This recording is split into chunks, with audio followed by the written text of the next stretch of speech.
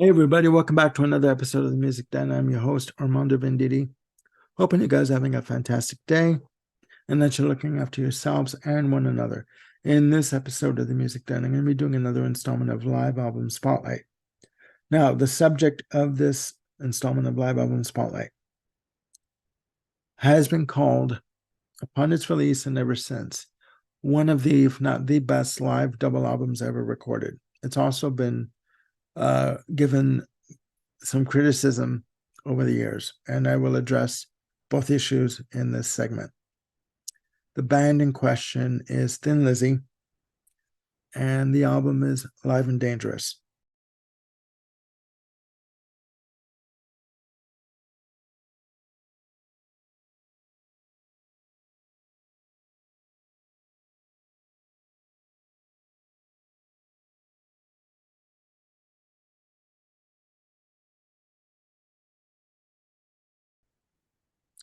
Thin Lizzy, for those of you who don't know, started out as a trio consisting of Phil Lynott on bass and vocals, Brian Downey on drums and percussion, and Eric Bell on lead guitar.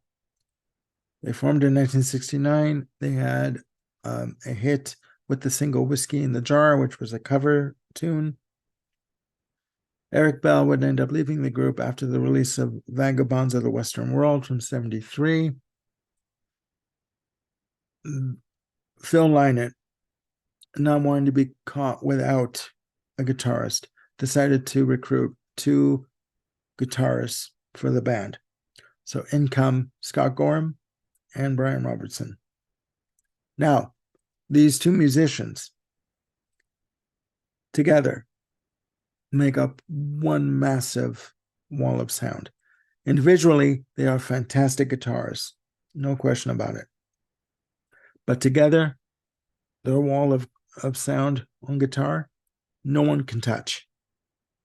And I don't say that lightly.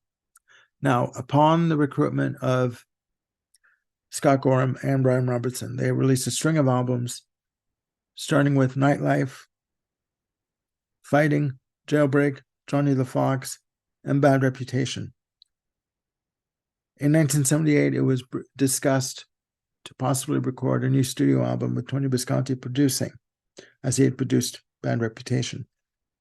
Visconti, having already committed to other bands, could not commit to a few months of recording a studio album. So it was discussed that he and Phil Lynott would sit down and over 2 weeks compile tracks that would go towards making up a live album. And the venues for these concerts that make up this album are the Hammersmith Odeon in London, the Tower Theatre in Philadelphia, and the Fieldhouse venue at Sanger College in Toronto, Ontario. The reason for this episode is because on January 20th of 2023, a massive 8 CD Super Deluxe set, as you saw in the photos, of Live and Dangerous was released. Now, the box set consists of this. The first disc is the original commercially released album consisting of 17 tracks. The following 7 discs, okay, are the concerts that were recorded at the respective venues. All right. And again, it is said that some of the tracks at these venues were not fully recorded because the equipment had failed. But if you are a Thin Lizzy fan, you need to get your hands on this collection. You get the 8 CDs. You also get a book of photos from the tours and also program itineraries. It is a fantastic set. The album itself, the track listing, songs like on the original album, songs like Jailbreak, which start the album, Emerald, Southbound, fantastic twin harmony guitar by Gorman and Robertson, amazing. The Bob Seger cover of Rosalie combined with Cowgirl Song, Dancing in the Moonlight, fantastic, feel good swing kind of a track, um, amazing. Massacre, the beautiful, heart wrenching, lush, Still in Love with You, amazing, amazing.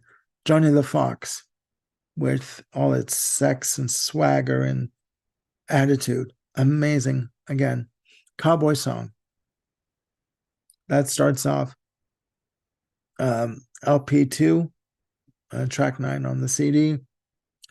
Next, the biggest hit, The Boys Are Back in Town. I've always loved this song.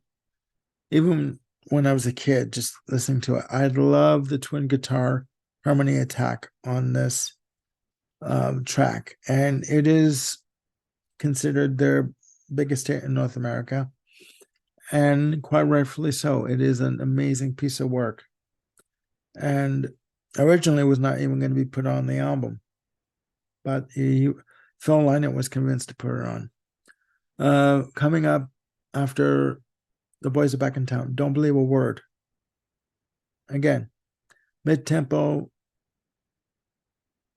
I guess you call it mid-tempo swinging track. Beautiful. Very short. Warriors is next. Are You Ready?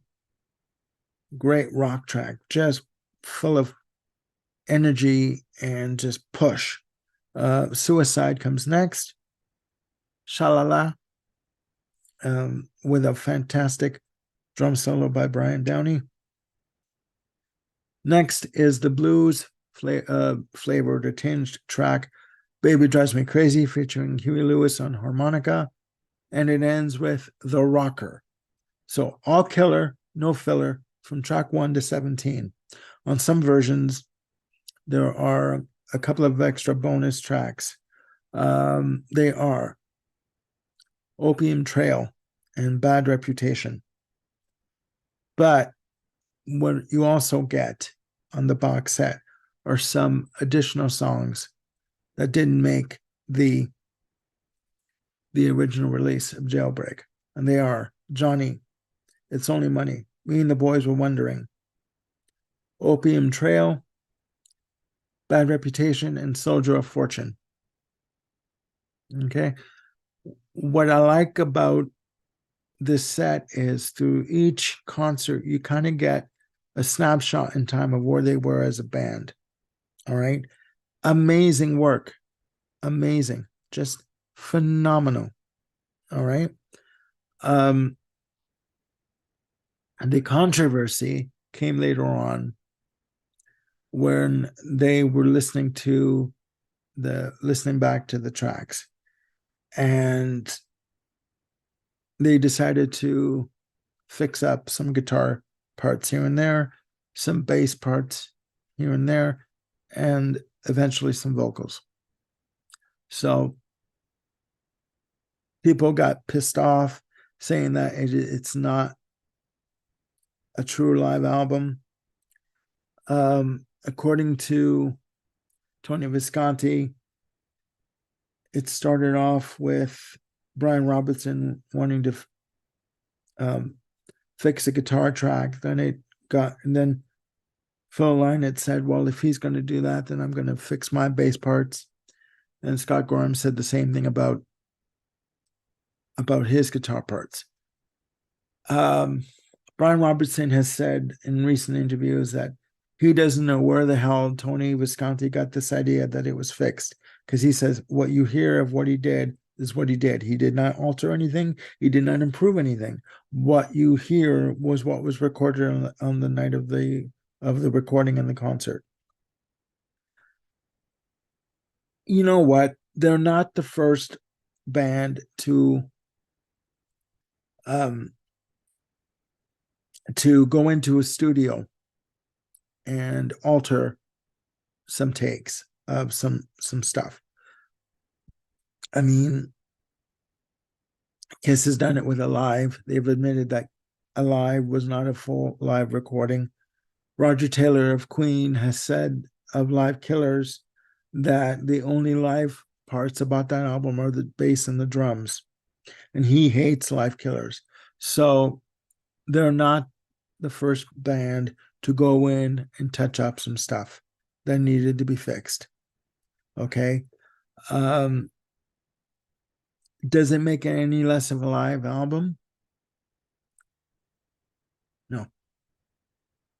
No. If my opinion is this, if it was somebody else that went in and recorded their stuff for them, or during the show, somebody else was recording it live for them, and then the band did not give them proper credit, or the band went on record as saying we did everything ourselves, we had no assistance or no help, then I would have an issue with it. But it's the band going back in and just fixing what was basically a bum track, you know. I don't know. I think for me, I am kicking myself, sorry, that I'd not noticed this album beforehand. I've listened to it. I love it. I think it's fantastic.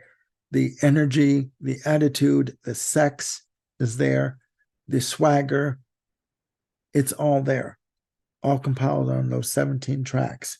Okay. You know, you may agree, you may not, you may agree, you may disagree. Sorry. So again, please check out this album. You can check it out on YouTube. You can get the box set on Amazon. It was going for, last time I saw it was going for $120. You get, as I said, the 8 CDs. You get a book of pictures from the tours. You get a recreation of the programs from the shows. It's an amazing set. I paid $130 ordering through Universal. But you know what? You can probably get it cheaper. You can get it on Amazon, on Discogs, on eBay. And please don't take my word for it. Listen to it on YouTube. Stream it on YouTube. And again, down below, please tell me what your favorite track is from the album, or do you like Thin Lizzy? Do you not like Thin Lizzy?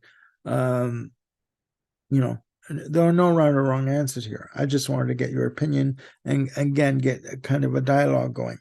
So that's it for now. I will be doing a show, as I mentioned, with Peter Kent on the weekend. We're going to be doing an album ranking of Van Halen. I'm going to be working on my list and getting it fine-tuned. And I will be doing a show, hopefully 2 shows with Bill Schuster coming up soon. One on George Jackson, New Music Discovery, and one on ranking the albums of Pink Floyd, the infamous, elusive ranking the albums episode of Pink Floyd. So that's it for now. Please hit like and subscribe and hit the notification bell to keep yourselves on top of any new content that I've got coming up. And I will see you soon with another episode. Bye for now.